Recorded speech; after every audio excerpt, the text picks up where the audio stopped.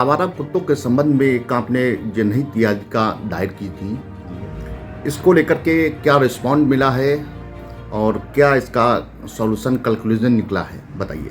मैंने माननीय मुख्यमंत्री महोदय उत्तर प्रदेश के समक्ष एक जो है प्रत्यावेदन भेजा था और उसमें जो है माननीय सर्वोच्च न्यायालय का जो आदेश अभी लेटेस्ट आया है उसका हमने हवाला दिया था। पहले तो मैं बताना चाहूँगा कि माननीय सर्वोच्च न्यायालय का आदेश क्या है। माननीय सर्वोच्च न्यायालय ने सुमोटो यानी स्वप्रेरणा से स्वतः संज्ञान लेते हुए एक आदेश पारित किया और उसमें संपूर्ण भारतवर्ष के जितने भी प्रांत हैं सभी प्रांतों से ये स्टेटस रिपोर्ट मांगी है कि आगामी 13 जनवरी 2026 तक संपूर्ण भारत से आवारा कुत्ते जो सड़कों पर शहरों की हर गलियों में विचरण करते हैं इनको शहर से बाहर किया जाए, इनका टीकाकरण किया जाए, इनका जो है जनसंख्या रोकथाम पे भी व्यवस्था की जाए और इनको रेस्क्यू किया जाए। माननीय सर्वोच्च न्यायालय का जो लॉजिक है वो ये लॉजिक था कि प्राण एवं दैहिक स्वतंत्रता का जो अधिकार भारत के हर नागरिक को संविधान में प्रदत्त है, उस अधिकार के संविधान के अनुच्छेद 21 में उस अधिकार के तहत जो है जो छोटे छोटे बच्चों के वीडियो वायरल हुए कि आवारा कुत्ता उनको नोच रहा है, उनको काट रहा है, बच्चे ट्यूशन पढ़ने से महरूम हो गए, बुजुर्गवार जो हैं वो सुबह की जो ताज़ी हवा लेने के लिए वो महरूम हो गए कि अगर वो संध्या वॉकिंग कर रहे हैं या प्रातः वॉकिंग कर रहे हैं तो उनको भी दिक्कत आ रही है, उनको भी कुत्ते दौड़ा रहे हैं, परेशान कर रहे हैं, नोच रहे हैं। और रेबीज जो एक ऐसा मर्ज है, ऐसी डिजीज़ है, ऐसी बीमारी है कि जिसको कि अगर रेबीज हो जाए तो हो जाने के बाद में फिर उसका कोई इलाज अभी तक पूरे विश्व में नहीं बना है। रोकथाम तो की जा सकती है और prevention is better than cure, यानी कि किसी भी चीज़ का जो है इलाज किया जाए उससे बढ़िया है कि उसकी रोकथाम कर ली जाए। तो उसके तहत जो है माननीय सर्वोच्च न्यायालय ने जो है ये दिशा निर्देश जारी किए हैं और पूरे भारतवर्ष के सभी प्रांतों के सभी जिलाधिकारियों को ये प्रभावी है, क्योंकि संविधान का अनुच्छेद 141 ये कहता है कि सुप्रीम कोर्ट का जो आदेश होता है वो भारत के हर नागरिक के ऊपर बाध्यकर होता है। तो मैंने उसी आदेश के इम्प्लीमेंटेशन यानी कार्यान्वयन के लिए एक याचिका वहाँ माननीय मुख्यमंत्री पोर्टल पे दाखिल की थी, जो कि याचिका जो है नगर पालिका परिषद गोला गोकर्ण में आई और नगर पालिका परिषद गोला गोकर्णनाथ के कार्यान्वयन से हम संतुष्ट हुए। हमारे जेई साहब हमारे आवास पे आए, उन्होंने हमारा व्यू लिया और हमको एक लेटर जो है इसकी एक फोटोकॉपी उपलब्ध कराई और इसको पोर्टल पे अपलोड कराया। इसमें उन्होंने हमें लिखित रूप से आश्वासन दिया है कि नगर पालिका परिषद गोला अतिशीघ्र एक शेल्टर होम बनाएगा आवारा कुत्तों के लिए, जिसके लिए शासन से धन स्वीकृत कराने के लिए उन्होंने पत्र भेज रखा है। और पशु चिकित्सा अधिकारियों से जो है जितने भी यहाँ पे जो है कुत्ते हैं जो नॉन वैक्सीनेशन जो है सर्वाइव कर रहे हैं उनका सबका वैक्सीनेशन होगा, ताकि किसी भी आवाम को, किसी भी नागरिक को पहली बात तो कुत्ते काटे ना, और अगर दुर्भाग्य से किसी के ऊपर जो है कोई बात आ भी जाती है तो कुत्ता वैक्सीनेशन होगा जिससे कि रेबीज नहीं होगी। तो हमारी इस याचिका का जो है कार्यान्वयन किया गया है। बाकी की बातें आप जो है जेई साहब मौजूद हैं चैम्बर में, आप इससे पूछ लीजिए।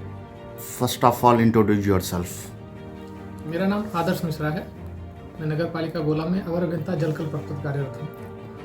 अच्छा, एडवोकेट संतोष त्रिपाठी द्वारा एक जनहित याचिका दायर की गई थी आवारा कुत्तों को लेकर के, तो उसमें कुछ आपके द्वारा भी इसको रिस्पॉन्ड किया गया है। क्या रिस्पॉन्ड किया गया है, बताइए।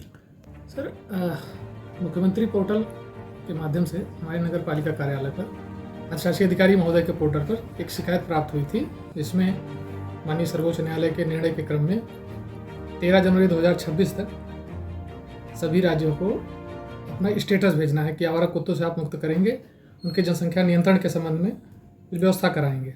जिसके क्रम में हमारे यहाँ से नगर पालिका से animal birth control centre ABC centre स्थापना कराने के लिए शासन को पत्राचार किया गया है और पशु चिकित्सा अधिकारी महोदय लखीमपुर के को भी पत्राचार किया गया है कि आवारा कुत्तों का वैक्सीनेशन किए जाने के संबंध में। तो इस स्थिति से श्री संतोष कुमार त्रिपाठी जी एडवोकेट महोदय को अवगत कराया गया, वो इस तरह से संतुष्ट हुए। नहीं, ये जो मुहिम एडवोकेट संतोष त्रिपाठी जी की है, क्या लग रहा है कहाँ तक कामयाब होगी? ना तो कोई अभी तक बात की जाए आपके नगर पालिका परिषद गोला की, तो क्या कोई कैनल वगैरह हैं या नहीं है अभी तक? अभी तक तो कोई कैनल शेल्टर होम डॉग्स के लिए नहीं है। नहीं, फिलहाल अभी तक तो नहीं है। हमारा जो पशु हैं जैसे गाय, इनके लिए गौशाला है जी। इस तरह की ये पहली त्रिपाठी जी द्वारा ये एक मुहिम शुरू की गई है, जिस पर लिखित रूप से हमने जवाब भी दिया है और इस पर संज्ञान लेकर कार्रवाई होगी। तो मांग की है आपने शेल्टर होम के लिए? लिखित रूप में हमने मांग की है। अच्छा, वैक्सीनेशन के लिए क्या लग रहा, कोई सुझाव आपके पास में है जो आपने सीबीओ साहब को भेजा है?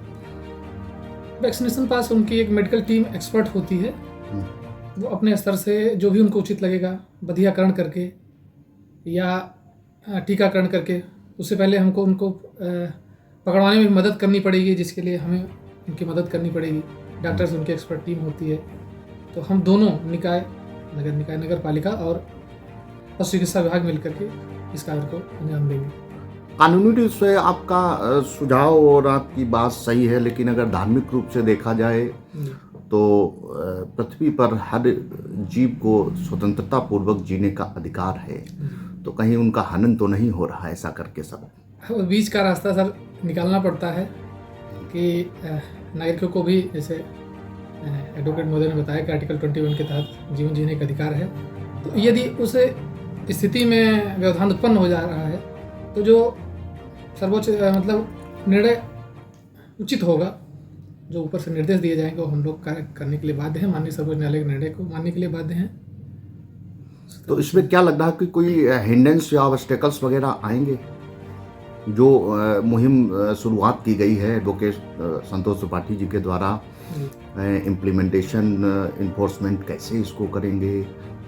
इसके लिए शासन स्तर पर सर एक मास्टर प्लान तैयार किया जा रहा है। सभी निकायों की मीटिंग भी प्रमुख सचिव महोदय द्वारा ली गई थी।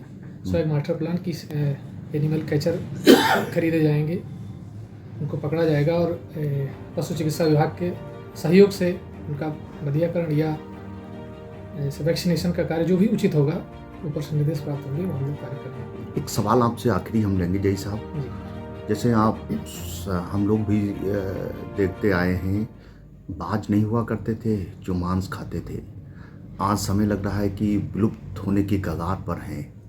तो एक इकोलॉजिकल सिस्टम जो है, कहीं ऐसा करके इकोलॉजिकल सिस्टम इम्बैलेंस तो नहीं होगा?